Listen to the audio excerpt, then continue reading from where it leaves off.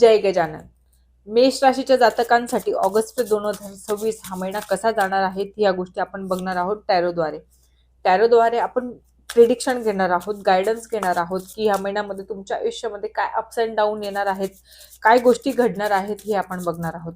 So या रिडिंगला resonate होण्यासाठी आपापल्या इष्टदेवतेचं नाव घ्यायचं आहे, प्रे करायचं आहे आपल्या इष्टदेवतेला. तुम्हीही करा, तोपर्यंत मी पण करते.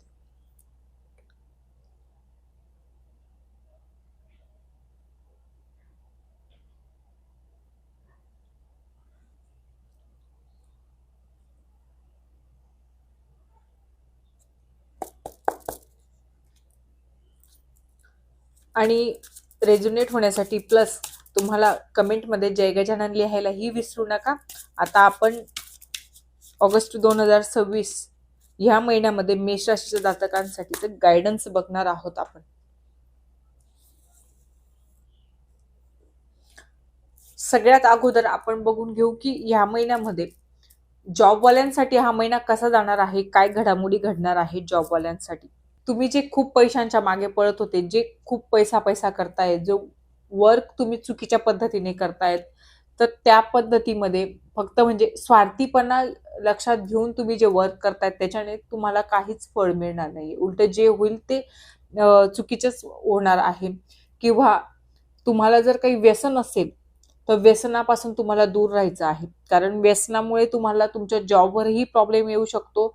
तुमचे कलिग्सही तुमच्याशी नाराज होऊ शकतात, आजूबाजूचे लोकही तुमच्याशी नाराज होतील, फ्रस्ट्रेट होतील. तुमचं म्हणजे जे इगोस्टिक असेल किंवा स्वार्थी बिहेवियर असेल ना, त्याच्यामुळे सगळ्यांनाच प्रॉब्लेम होणार आहे, विशेषतः तुम्हाला स्वतःलाही प्रॉब्लेम होणार आहे. तो बघा, कधी कधी काही गोष्टी आपल्या स्वतःमध्येच असतात, आपण इग्नोर करतो, आपण डिनाय करतो की नाही मी असं करू शकत नाही, मी असं नाही. ह्या काही गोष्टी अशा असतात. तुमच्या स्वतःमध्येच प्रॉब्लेम आहे, प्रॉब्लेम कोणामध्येच नाहीये. मेजर प्रॉब्लेम तुमच्या स्वतःमध्येच आहे आणि त्याला तुम्हाला चेक करायचं आहे की आपण कुठे चुकतोय, आपण कुठे काय करतोय. म्हणजे हार्डवर्क करण्याच्या नादामध्ये किंवा पैसे मिळवण्याच्या नादामध्ये जे आहे ना, तर तुम्ही खूप चुकीच्या पद्धतीने काही गोष्टी करत आहात. किंवा जॉबच्या ठिकाणीही थोडंसं तुमचं बिहेवियरही चुकीचं असेल. जर जेंट्स असेल तर लेडीज सोबत, लेडीज असेल तर जेंट्स सोबत, ते तुम्ही क्रॉस चेक करा. कधी कधी आपल्याला समजत नाही की आपण काय बिहेव करतोय. सो थोडं स्ट्रेट फॉरवर्ड बोलते, पण येस, हे सत्य आहे. स्वतःला कधी कधी पडताळूनही बघायचं असतं, किंवा असे योग तुमच्या आयुष्यात येऊ शकतात. तर तुम्हाला सतर्क राहायचं आहे. कुठल्याही गोष्टीला एक लिमिटेशन मध्येच ठेवायचं आहे, एक लिमिट राहू द्यायची आहे. तर काळजी घ्या, व्यवस्थित काही गोष्टी करण्याचा प्रयत्न करा, जेणेकरून तुम्हाला कुठला पुढे जाऊन प्रॉब्लेम येणार नाही किंवा काही इश्यू होणार नाही. सो आता आपण बिझनेसवाल्यांसाठी बघून घेऊ की बिझनेसवाल्यांसाठी काय गायडन्स आहे. इन्फिनाइट अबंडन्स तुमच्या आयुष्यामध्ये येणार आहे. खूप खूप छान गोष्टी तुमच्या आयुष्यात घडणार आहेत. फ्रुटफुल रिझल्ट तुम्हाला मिळणार आहे. ज्या पद्धतीने तुम्ही हार्डवर्क केलेलं होतं, आतापर्यंत खूप हार्डवर्क केलेलं आहे तुम्ही, खूप त्या हार्डवर्कला तुम्हाला आता खूप छान ग्रोथ मिळणार आहे, स्टॅबिलिटी मिळणार आहे, डिवाइन ब्लेसिंग्स तुम्हाला मिळणार आहेत. डिवाइन कडनं म्हणजे युनिव्हर्स तुमच्या सपोर्टला असणार आहेत, युनिव्हर्स कडनं तुम्हाला काही गोष्टी मिळणार आहेत. खूप ग्रेट रिझल्ट तुम्हाला ह्या महिन्यामध्ये, म्हणजे तुम्ही असं तुम्ही म्हणतात ना, आपण नॉर्मली असं म्हणतो बघा की एखाद्याच्या विषयी की तो माती जरी उचलेल तरी सोनं होतंय. सेम हीच गोष्ट तुमची ह्या महिन्यामध्ये होणार आहे. डिवाइनशी कनेक्ट राहा, युनिव्हर्सशी कनेक्टेड राहा, युनिव्हर्सला चांगले चांगले संकेत पाठवा. युनिव्हर्सशी कनेक्ट होताना पॉझिटिव्ह अफर्मेशननेच कुठली पण गोष्ट करा. स्वतःमध्येही तुमची खूप पॉझिटिव्हिटी असणार आहे, स्वतःही तुम्ही खूप छान व्यक्ती आहात. पण गायडन्स म्हणाल तर एक गोष्ट मी तुम्हाला सांगते, सगळं काही मिळतंय, सगळं काही बेस्ट आहे, सगळं काही छान आहे, म्हणून मग तुमच्यामध्ये एक इगो पण येणार आहे. इगो असतो जेव्हा आपल्याकडे खूप काही सगळं मिळायला लागतं ना, तर तेव्हा आपल्यामध्ये इगो येतो. त्याच इगोला तुम्हाला ओव्हरकम करायचंय, त्याच इगोला तुम्हाला साईडला ठेवायचंय. जर याला साईडला ठेवाल तर स्टेबिलिटी कायम राहील, दुसरं काय होणार नाही. अशाने काय होतं, मग आपल्यामध्ये इगो यायला लागतो, तर मग लोकही आपल्यापासून लांब जातात, लोकही आपल्यापासून दूर व्हायला लागतात. तर ह्याच गोष्टी आपल्याला करायच्या आहेत. या गोष्टींना आपल्याला सांभाळायचं आहे. विशेषतः सगळं काही छान आहे, बेस्ट आहे, हे असंच राहिलं पाहिजे, हे असंच राहू द्यायचंय तुम्हाला. फक्त इगो बाजूला ठेवा, हेच एक मेन गायडन आहे. बाकी सगळं काही बेस्ट आहे. तुमच्या मेहनतीला फळ तर मिळतं. ते कौटुंबिक बघायचं म्हटलं तर कुटुंबामध्ये तुमचंच कुठे ना कुठे म्हणजे तुम्ही स्वतःमध्ये काही गोष्टी अशा आहेत जे तुम्ही मनामध्ये निगेटिव्ह थॉट्स असतील, फिअर असेल, एन्झायटी असेल, ही जी तुमच्या मनामध्ये आहे, तुमचे मानसिक संतुलन यावेळेस खराब झालं असेल, म्हणजे सिच्युएशन सगळी ओव्हरऑल छान आहे. ऑब्स्टिकल असतील, छोटे मोठे ऑब्स्टिकल असतील, पण छोट्या छोट्या गोष्टींना कितपत मनावर घ्यायचं किंवा कितपत आपले थॉट्स खराब करून घ्यायचे हे फक्त तुमच्यावर आहे. म्हणजे सगळं काही ठीक आहे, फक्त प्रॉब्लेम असा आहे की तुमच्या मनामध्ये काही निगेटिव्ह थॉट्स चालतात, तुमच्या मनामध्ये काही विचार आहेत ते तुम्ही खूप म्हणजे चुकीच्या वे मध्ये जातायत, चुकीच्या वे मध्ये त्या विचारांना किंवा येऊन जाऊन विचार करणं, निगेटिव्ह थॉट करणं, तुमच्या प्रॉब्लेम्सला कुरवाळत बसणं. बघा बऱ्याचदा असं असतं की आपण आपल्या प्रॉब्लेम्सला इतकं कुरवाळतो, इतकं त्याला मोठं करून घेतो की सगळ्याच काही गोष्टी कधी कधी फिसकटायला लागतात, चुकीच्या व्हायला लागतात. सो बॅलेन्स करा, तुमच्या विचारांना बॅलेन्स करा, मेडिटेशन करा. Meditation is the best remedy. मी नेहमीच सांगते. ऑब्स्टिकल आहेत ना, नाही आहेत असं नाहीये. ऑब्स्टिकल छोटे मोठे ऑब्स्टिकल तर राहतीलच, पण मग त्यांना ओव्हरकम करण्याची ताकदही तुमच्यामध्ये येणार आहे. ती आणा स्वतःमध्ये.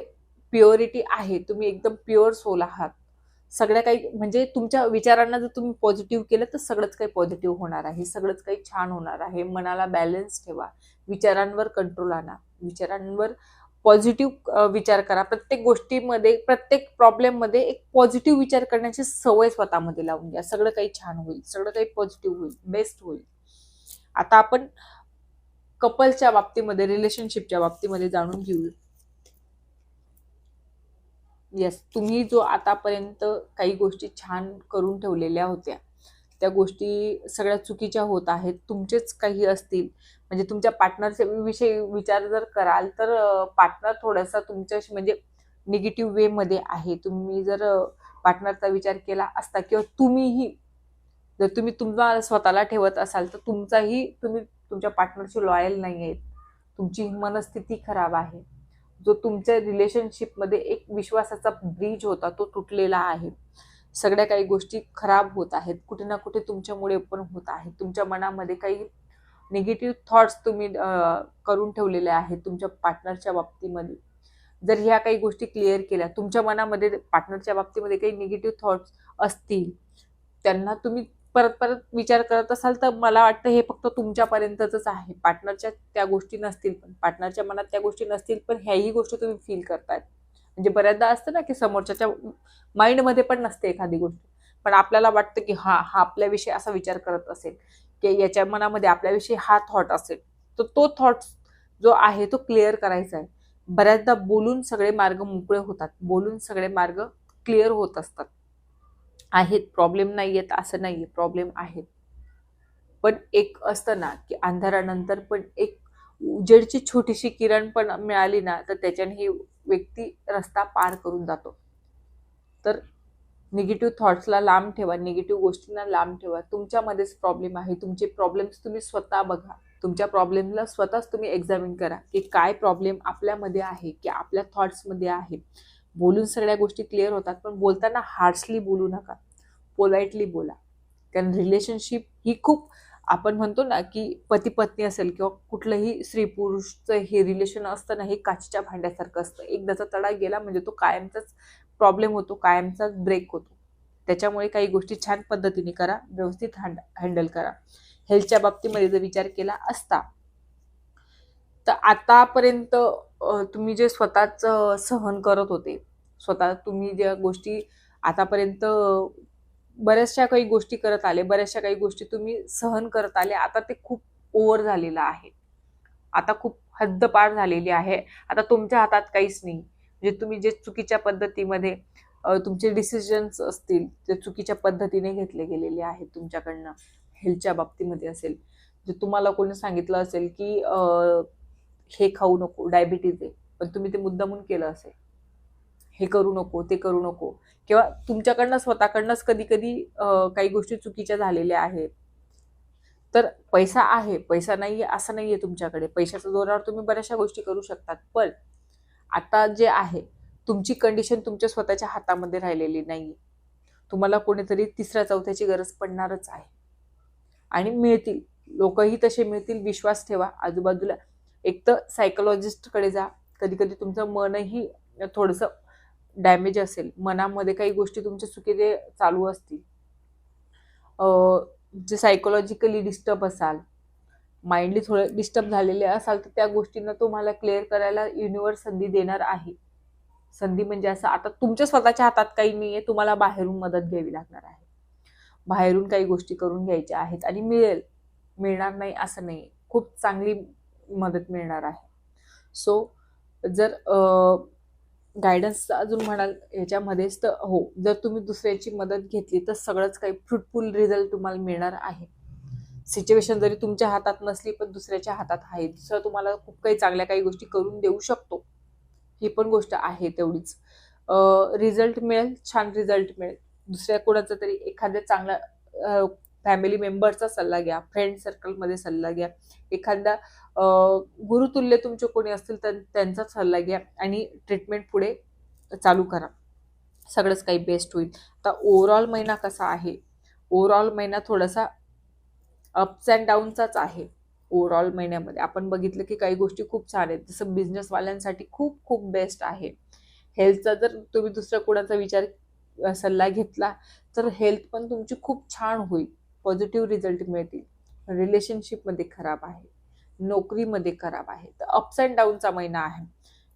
म्हणजे अप्स अँड डाऊन चालू असतील, ऑब्स्टिकल्स चालू असतील, मेहनत घेतली, स्टेबिलिटी ठेवली तुमच्या विचारांवर, तर सगळंच काही बेस्ट होणार आहे. थॉट प्रोसेस जर क्लिअर ठेवलं, प्रॉपर ठेवली, तर सगळंच काही बेस्ट. जर तुम्हाला हा व्हिडिओ आवडला असेल तर आपल्या चॅनलला लाईक, शेअर, सबस्क्राईब करायला विसरू नका आणि कमेंटमध्ये जय गजानन लिहायला विसरू नका. जय गजानन.